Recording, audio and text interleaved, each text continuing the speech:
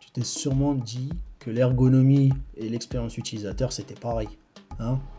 Et que des fois même on t'a interpellé quand on t'a dit «Ah, c'est de l'ergonomie web». En entretien, un recruteur peut parfois même te demander «Vous avez une formation en ergonomie cognitive? Alors, ergonomie UX, synonyme ou pas?» Eh bah oui et non. Aujourd'hui, je te montre la différence, les points communs et comment les distinguer. Moi c'est Ayoub et bienvenue, comme d'habitude, comme tous les mardis, dans la série Vulgaire UX. Donc rapidement, l'ergonomie, qu'est-ce que c'est? C'est la science qui étudie l'adaptation du travail, des outils et de l'environnement à l'humain. Donc l'objectif, c'est d'optimiser le confort, la sécurité et l'efficacité. Historiquement, l'ergonomie physique, le poste de travail et les machines. Donc on va différencier ce qu'on avait historiquement et aujourd'hui. Donc historiquement, c'était l'ergonomie physique. Mettant à disposition des postes de travail et des machines adaptées à l'être humain. Aujourd'hui, on a aussi l'ergonomie cognitive dans les interfaces et dans les logiciels. Pour l'UX, qu'est-ce que c'est? Donc c'est la discipline qui conçoit l'expérience globale d'un utilisateur avec un produit ou service.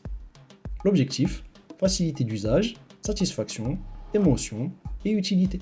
L'UX englobe donc l'ergonomie, mais aussi le design, l'émotion et le contexte d'usage. En gros, l'ergonomie, c'est la science, la méthodologie rigoureuse. L'UX, c'est l'approche design centrée utilisateur plus large. En vrai de vrai, je pourrais arrêter la vidéo ici, mais on va continuer parce qu'il y a quand même des différences, il y a quand même pas mal de choses qu'on va voir, des points communs, etc., etc. On va commencer rapidement. Les trois différences majeures, c'est le périmètre. L'ergonomie se concentre sur l'usabilité, l'efficacité, la performance.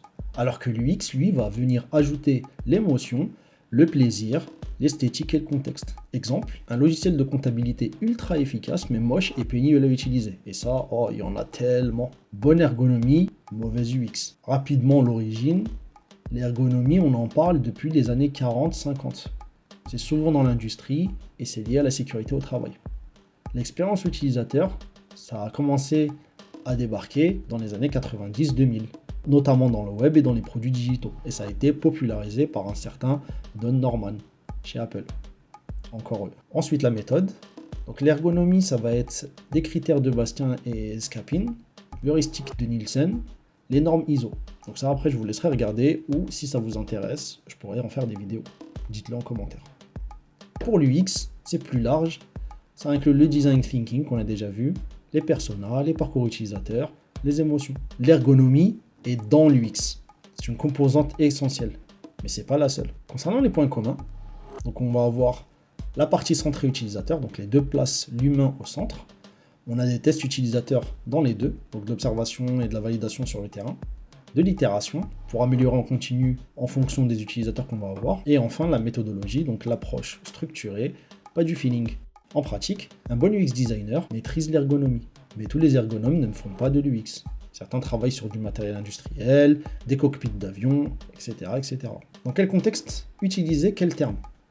On dit ergonomie en France, le terme est plus utilisé qu'aux US par exemple, dans le secteur public, industrie et la santé, quand tu parles de critères, de normes, de méthodologie scientifique, en entretien avec un ergonome senior. Quand est-ce qu'on utilise l'UX, notamment dans la tech et dans le digital? Quand tu parles de design, de prototypage, d'émotion, c'est un contexte international, donc l'UX est universel, et en entretien pour un poste d'UX ou UI designer. Le combo gagnant, je fais de l'interface avec une approche ergonomique rigoureuse. Ça montre que tu maîtrises les deux. Donc en résumé, l'ergonomie, ça va être notamment relié à la science, à l'utilisabilité, l'efficacité et les normes. Et l'UX, ça va être plus l'approche design, l'expérience globale, l'émotion incluse. L'ergonomie est inclus dans l'UX. Donc en pratique, un bon UX designer maîtrise l'ergonomie. Si cette vidéo t'a aidé, abonne-toi. Il y a un nouvel épisode chaque mardi. Et moi je te dis à la semaine prochaine pour un nouvel épisode de Vulgaire UX. L'UX vulgarisé par moi.